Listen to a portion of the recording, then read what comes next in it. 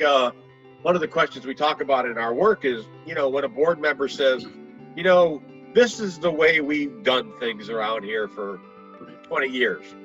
Right. But when you hear that sort of thing, what kind of response do you think about, and then what do you say? Because one of your great skills, Jeff, is that you know how to pause. Yeah. That's so important. Instead of jumping right in the ring, you know how to look a person in the eye, pause, and then frame your question. So that is another superlative skill that you have. So what do you do when that happens? Yeah, so let me answer that two ways, two scenarios. Okay, because there can be this scenario. So think about this. So let's say one of the things that I've done, and I've kind of made my mistakes, so I feel very comfortable in the answer I'm going to give you here.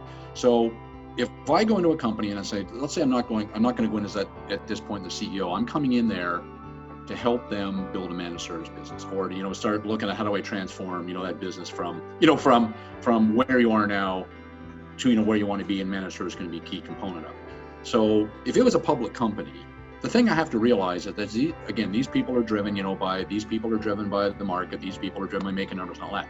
So when I first, would do this, that when I would go and talk about it, well, we would create a little, kind of a line of business, and I would start kind of going, it's almost like a skunk works.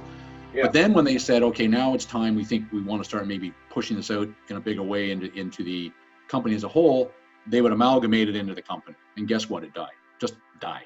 And because, when you think about it, if you're going to go and you're going to do something disruptive or innovative, and you're doing it in kind of a larger company, well, think about the quadrants. You have to think 4 quadrants. You're going to have the core business here, all the operations and everything that support that core business. You may have a little bit of a skunk works, and now you've got this block here where you're saying, I'm taking something that I want to get out to market. I want to go. And you start diverting money to that. You start diverting effort to that. Well, what happens with everybody else? They start squawking and saying, well, hold on a second.